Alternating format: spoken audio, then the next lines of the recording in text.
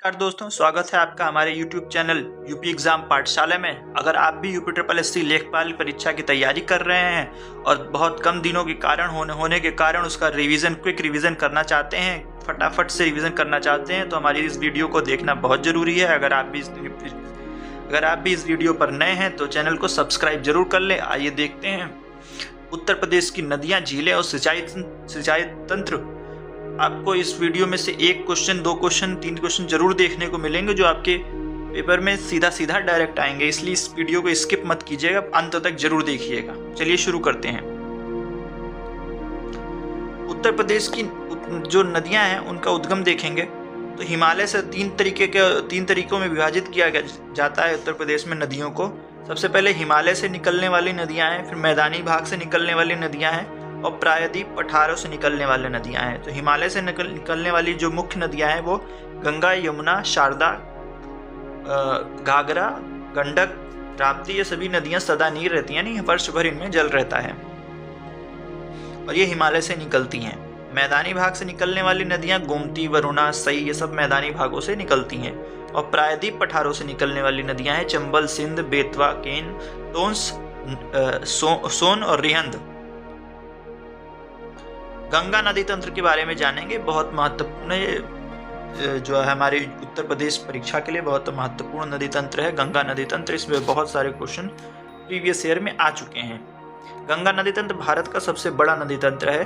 गंगा नदी तंत्र का उद्गम स्थल गंगोत्री ग्लेशियर है, जहाँ यह भागीरथी में प्रवाहित होती है, जहाँ यह भागीरथी नाम से जानी जाती है।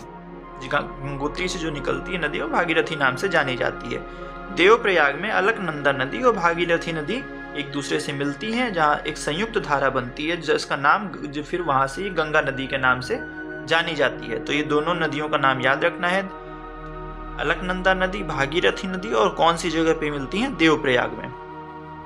गंगा नदी की जो उत्तर प्रदेश में लंबाई है वो 1450 किलोमीटर है, हालांकि इसकी कुल लंबाई 2525 किलोमीटर है। इस गंगा नदी सर्वाधिक भाग उत्तर प्रदेश में ही बहता है।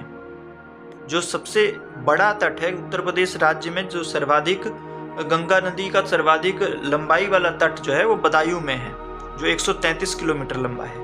गंगा नदी के दाईं ओर से मिलने वाली जो प्रमुख सहायक नदियां हैं उनकी वो यमुना, टोंस और कर्मनासा नदी है, और गंगा नदी के बाईं ओर से प्रमुख नदियां जो मिलने वाली हैं वो रामगंगा, घाघरा और गोमती गंडक नदी है। गंगा नदी उत्तर प्रदेश के बिजनौर जिले में प्रवेश करती है और बलिया से बाहर निकल जाती है। गंगा नदी उत्तर प्रदेश के 28 जिलों से होकर बहती है। गंगा नदी में बैक्टीरियोफेज नामक वायरस पाया जाता है जो इसके पानी को कभी खराब नहीं होने देता है। वर्ष 2008 में गंगा को राष्ट्रीय नदी का दर्जा दिया गया था। वर्ष 2014 में भारत सरकार द्वारा गंगा नदी के संरक्षण और शुद्धता के लिए नमामि गंगे परियोजना शुरू करी गई। इसका ईयर याद रखिएगा, वर्ष 2014 में। भारत में कुछ अन्य भी नदियां हैं जो उत्तर प्रदेश में बह रही हैं। वो अगली मुख्य नदी है यमुना। तो यमुना का उद्गम स्थान है बंदरपुर चोटी, यमुनोत्री ग्लेशियर है उद्गम स्थान।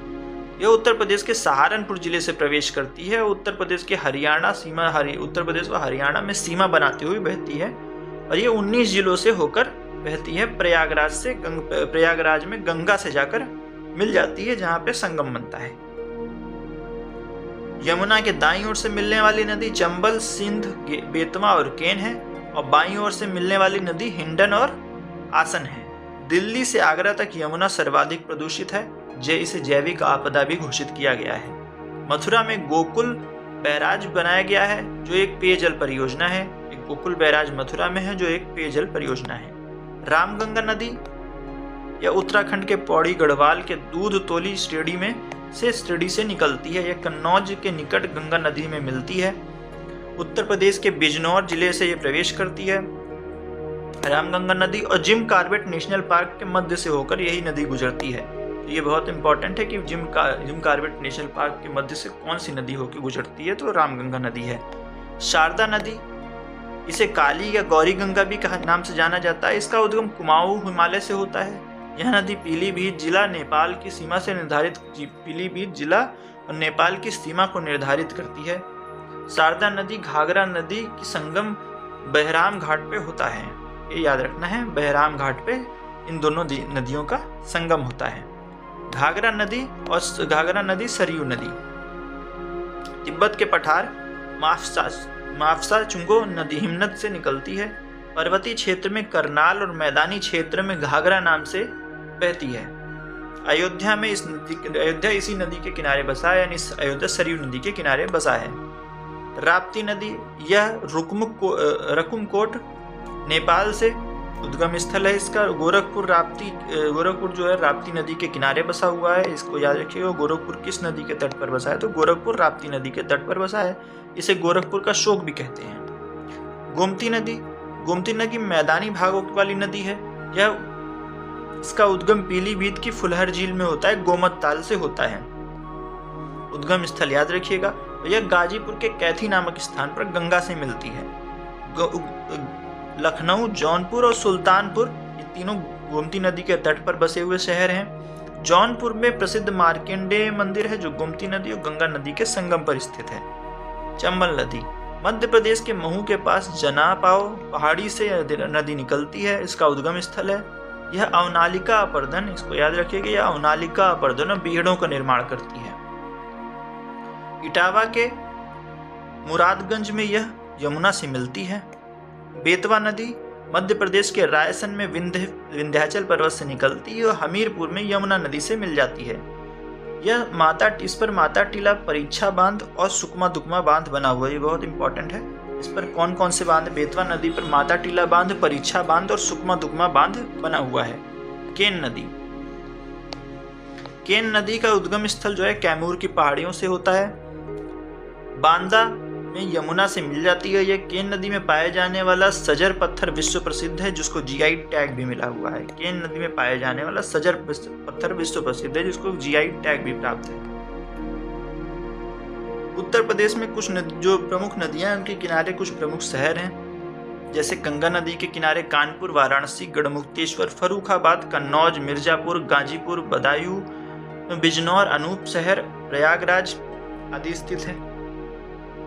यमुना नदी के किनारे मथुरा, आगरा, इटावा, कालपी, बटेश्वर, कौशाम्बी, हमीरपुर, नई दिल्ली, नोएडा स्थित है। गोमती नदी के किनारे लखनऊ, जौनपुर, सुल्तानपुर, पीलीभीत, लखीमपुर खीरी और शाहजहांपुर स्थित है। राप्ती नदी के किनारे गोरखपुर, देवरिया, बलरामपुर, सिद्धार्थनगर स्थित है। सरयू नदी के किनारे अयोध्या, गोला, बरहेज स्थित है। हिंडन नदी के किनारे सहारनपुर, गाजियाबाद, मेरठ स्थित है। रामगंगा नदी के किनारे बरेली, मुरादाबाद, बिजनौर, बदायूं, शाहजहांपुर आदि स्थित है। सई नदी के किनारे प्रतापगढ़, रायबरेली स्थित है। उत्तर प्रदेश के प्रमुख बैराज व बांध की परियोजनाएं देखेंगे। उत्तर प्रदेश में कौन सी प्रमुख बैराज हैं और उनसे संबंधित नदी और जिला? शारदा बैराज शारदा नदी पर बना है, जो कि लखीमपुर खीरी जिले में है। बिजनौर बैराज गंगा नदी पर बना है, बिजनौर जिले में है। नरौरा बैराज गंगा नदी पर बना है, बुलंदशहर में है। लवकुश बैराज गंगा नदी पर बना है, कानपुर में है। पेयजल आपूर्ति योजना है। गोकुल बैराज यमुना नदी पर बना है, मथुरा में है, पेयजल योजना है। आगरा बैराज यमुना नदी पर बना है, आगरा में है। गोविंद बल्लभ पंत सागर रिहंद नदी पर बना है, पिपरी सोनभद्र में है और प्रदेश की सबसे बड़ी बहुउद्देशीय परियोजना यही है, गोविंद बल्लभ पंत सागर। माता टीला बांध, रानी लक्ष्मीबाई बांध भी बोलते हैं इसको, बेतवा नदी पर है, अभी पढ़ा था हम लोग ने, ललितपुर में है ये। राजघाट बांध बेतवा नदी पर है, ललितपुर में, और उत्तर प्रदेश और मध्य प्रदेश की ये संयुक्त परियोजना है। परीक्षा बांध और सुकमा दुकमा बांध ये बेतवा नदी पर, ये दोनों ही झांसी में स्थित हैं। बाण सागर बांध परियोजना सोन नदी पर है। शहडोल यानी एमपी में, उत्तर प्रदेश, एमपी और बिहार की ये संयुक्त परियोजना है। ये परीक्षा में जो कुछ महत्वपूर्ण वन लाइनर है इसको भी देख लेते हैं।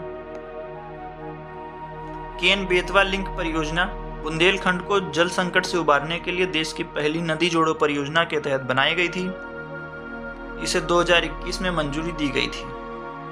बुंदेलखंड की अर्थव्यवस्था का सबसे बड़ा योगदान बेतवा नदी का ही है। टिहरी बांध परियोजना सोवियत रूस संघ के सहयोग से बनी थी। रेणुका जी बहुउद्देशीय बांध परियोजना भारत में पेयजल आवश्यकता पूर्ण करने के लिए 6 राज्यों की संयुक्त परियोजना है। प्रमुख धार्मिक स्थल सारनाथ गंगा व वरुणा नदियों के संगम पर स्थित है। सिंचाई एवं जल संसाधन विभाग के अनुसार प्रदेश की समस्त नदियों को 8 बेसिन में विभाजित किया गया है। उत्तर प्रदेश की सबसे बड़ी बहुउद्देशीय परियोजना रिहंद परियोजना है, जो कि सोनभद्र में है। उत्तर प्रदेश सर्वाधिक सिंचाई नलकूपों द्वारा होती है, लगभग 73.9%। इसके बाद नहरों द्वारा यानी 15.8% और कुआं, फिर उसके बाद कुएं और तालाब के द्वारा होती है। इस प्रकार हमारी ये क्लास खत्म होती है। अगर आपको ये वीडियो अच्छा लगा हो तो इसको लाइक, शेयर, सब्सक्राइब, कमेंट जरूर करें और मिलते हैं अब अगले वीडियो के साथ किसी और इम्पोर्टेंट टॉपिक के साथ। बने रहें हमारे चैनल यूपी एग्जाम पाठशाला के साथ। धन्यवाद आपका।